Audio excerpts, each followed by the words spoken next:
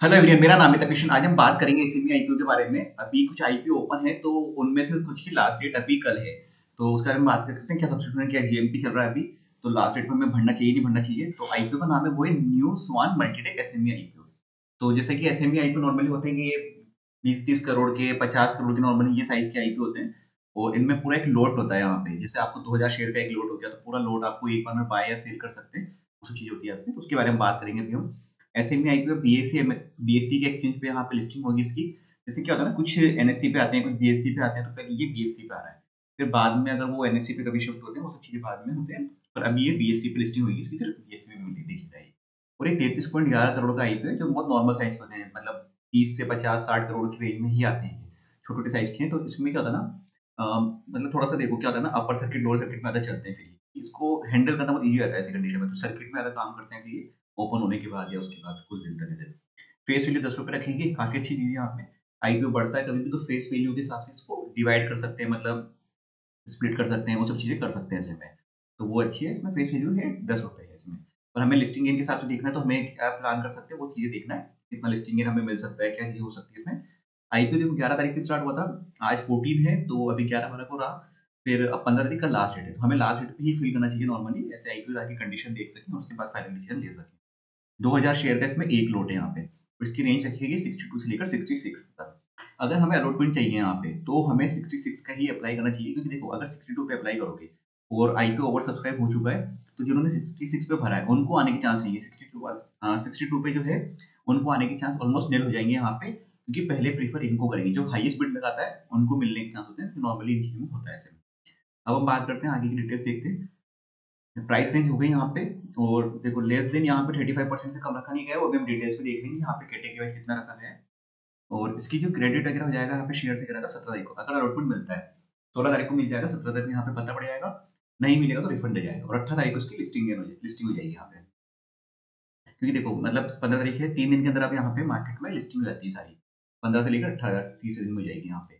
और इसका 1,32,000 का यहाँ पे इसके लिए एक के लिए लगाना पड़ेगा। हम 2000 अगर शेयर अप्लाई करते हैं, जो मिनिमम एक लोट तो करना ही पड़ता है अगर रिटेल कैटेगरी में आते हैं, तो डबल सिक्स के हिसाब से यहाँ पे 1,32,000 का एक लोट आएगा इसमें, इस कैटेगरी जो रिटेल कैटेगरी में आएगा यहाँ पे। और मिनिमम एचएनआई कैटेगरी के लिए लगाना है, तो 2 लॉट यहाँ पे हम लगा सकते हैं, इस जगह पर जा सकते हैं, के लिए प्लान कर सकते हैं। 100% प्रमोटर होल्डिंग थी पहले, अब वो कन्वर्ट होके 73% पे यहाँ पे शिफ्ट हो चुकी है ऐसे में। और ये पूरा फ्रेश इशू है, इसमें कोई ओएफएस वगैरह नहीं है यहाँ पे। 33.11 करोड़ का पूरा फ्रेश इशू है, ये अच्छी बात है। ओएफएस होता तो ये होता है कि प्रमोटर अपना माल बेच रहे हैं, मतलब माल बेच के नहीं कर रहे हैं। पर ये पूरा यहाँ पे फ्रेश इशू रखा है इन्होंने। अब हम बात करते हैं जीएमपी के बारे में। जीएमपी क्या दिखा रही है इसकी। जीएमपी देखा जाए तो इसकी यहाँ पे सही है, काफ़ी अच्छी है, मतलब देखा जाए तो 75% दिखा रहा है। पहले अभी कुछ 55 के आसपास दिखा रही थी 2 दिन पहले, पर इसमें अभी इम्प्रूवमेंट आया और ये बढ़ी है जीएमपी, 75% हुआ है। तो नाना करके भी अगर ये 60-70% तक अगर ओपन होता है तो वो अच्छी बात है। और अभी देखो बीच में रिसेंटली कभी कुछ हुआ था, ऐसा है कुछ चीज़ें हुई थी, जैसे जीएमपी दिखा था 67% पर लिस्टिंग इन हुआ उनका 12-15-20%। तो वो चीज़ें भी पॉसिबल है, तो उस चीज़ को माइंड में पहले से प्रिपेयर रखना है कि ये चीज़ें पॉसिबल हो सकती है किसी भी कंडीशन में। वो भी अच्छा आईपीओ था, उसकी भी कंडीशन अच्छी दिख रही थी, सब जीएमपी अच्छी दिख रही थी, सब्सक्रिप्शन अच्छी दिख रही थी, पर उसपे लिस्टिंग हुई 15-20% के बीच में। तो ये चीज़ें पॉसिबल है कि 60-70% दिख रहा हो और 15-20% के वहाँ पे भी ओपन हो जाए, कई बार वो चीज़ होती है। कई बार रिवर्स भी होता है कि 15-20% दिख रहा है और लिस्टिंग ईयर अच्छे हो जाते हैं 50-60% तक। वो चीज़ें पॉसिबल है, तो उस हिसाब से मेंटली प्रिपेयर रहना है इसमें। पर हाँ, ये है कि इसमें नेगेटिव लिस्टिंग ईयर के चांसेस बहुत कम आते हैं ऐसी कंडीशन में, जितना अगर इतना अच्छा दिख रहा है तो। तो ओवरऑल दिखाएगा प्रॉफिट में, मतलब मिलने के चांसेस प्रॉफिटेबल ही होते हैं। तो कंडीशन पॉजिटिव लग रही है अप्लाई करने के हिसाब से यहाँ पे।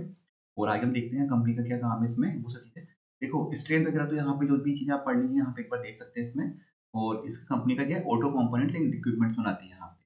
तो वो सब चीज़ें कंपनी 2014 से एस्टेब्लिश हो रही है, तो ऑलमोस्ट 9-10 साल ही हुए हैं, अभी कुछ ज़्यादा बहुत पुरानी नहीं है, मतलब ठीक है, लेकिन 9-10 साल का एक्सपीरियंस है। हम फंडामेंटल्स देखेंगे मेन, तो कि फंडामेंटल्स कंपनी प्रॉफिटेबल है या नहीं है, वो सब चीज़ें देखना ज़रूरी है। कंपनी का जो मेन ऑब्जेक्टिव वो सभी है, मतलब नेटवर्क बढ़ाना, वो सब मतलब इसकी वर्किंग कैपिटल बढ़ाना, सारी चीज़ जनरल इश्यूज होते हैं, सभी सब में कॉमन है। तो हमें तो लिस्टिंग इनके पर्पस से देखना है, तो वो मेन चीज़ उस पे फोकस करते हैं हम। रिटेल कैटेगरी में यहाँ पे देखो 118% का यहाँ पे ये कुछ डेटा गड़बड़ चल रहा है यहाँ पे। देखो इसमें शेयर्स रखे गए यहाँ पे 118%, तो मतलब हो नहीं सकता, 100% से ऊपर कैसे जाएगा। तो यहाँ पे देखो ऑलरेडी 92% यहाँ पे भर चुका है, यहाँ पे 92 गुना। यूआईबी का देखना है, यूआईबी में कितना आता है इसमें यहाँ पे, वो डिपेंड करेगा ऐसे में। तो टोटल जो शेयर है वो है 14,10,000 शेयर है यहाँ पे। इसमें से अब ये डेटा कुछ गड़बड़ है यहाँ पे, तो इसको थोड़ा-सा हम अवॉइड कर सकते हैं यहाँ पे भी। बाकी मिनिमम 35% से ऊपर के जो यहाँ पे रिटेल कैटेगरी रखा गया है, तो अप्लाई करने के हिसाब से सही लग रहा है। अब हम फंडामेंटल्स देखते हैं यहाँ पे। फंडामेंटल्स में देखो यहाँ पे, इसमें एसेट वगैरह इसमें इम्प्रूवमेंट आया सारा ये सब लाख में है यहाँ पे, ये जितने भी अमाउंट है यहाँ पे लाखों में है ये। वो प्रॉफिट इसमें क्या हुआ है, देखो प्रॉफिट में यहाँ पे इम्प्रूवमेंट आया है, ये मतलब ईयर ऑन ईयर तो बढ़ा है यहाँ पे। और 2023 का यहाँ पे इससे जस्ट डबल करेंगे अप्रोक्स, तो 1000 करोड़ 1000 उसके हिसाब से जाएगा यहाँ पे। तो मतलब जस्ट इसके भी यहाँ पे बढ़ा है, मतलब इसमें थोड़ा सा फ्लैट है यहाँ पे, लेकिन पॉजिटिव साइड में है यहाँ पे। तो मतलब ये सब चीजें यहाँ पे ठीक है। बाकी जीएमपी वगैरह सब ठीक लग रही है, तो जीएमपी वगैरह के साथ कोई इशू है नहीं। और बाकी डिटेल हम यहाँ देखेंगे पीयर कंपैरिजन वगैरह में। तो उसके अलावा सेंसर इंजीनियरिंग है, एंड्योरेंस टेक्नोलॉजी है जो ऑलरेडी लिस्टेड कंपनी है, जेबी मोटो है, और ये चौथी कंपनी यहाँ पे दिख रही है। तो अर्निंग पर शेयर अगर यहाँ पे देखा जाए तो वो सब चीज़ें यहाँ पे हम देख सकते हैं इसमें। अभी लेकिन इनका इतना कोई सेंस नहीं है यहाँ पे, जब अपन लिस्टिंग इनके पर्पज से हम देखते हैं, तो हमारा मेन ऑब्जेक्टिव होता है कि उसकी जीएमपी कितनी चल रही है, सब्सक्रिप्शन कितने आ रहे हैं उसमें, लोगों ने अप्लाई कितना करा है, वो सब चीज़ें देखना चाहिए। बाकी हम एक बार सब्सक्रिप्शन पे जाके देख लेते हैं यहाँ पे क्या दिखाता है।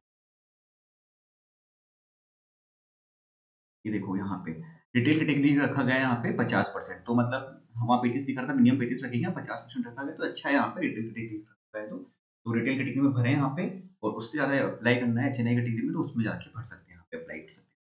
वीडियो अच्छा लगा तो लाइक शेयर सब्सक्राइब कर दीजिएगा। बाकी मेरी यहाँ पे कोई बाय सेल की रिकमेंडेशन नहीं है, आप चाहें तो एक बार अपने पहले एडवाइजर से डिस्कस करें, उसके बाद फाइनल डिसीजन लें। वीडियो अच्छा लगा तो लाइक शेयर सब्सक्राइब कर दीजिएगा। Thank you friends.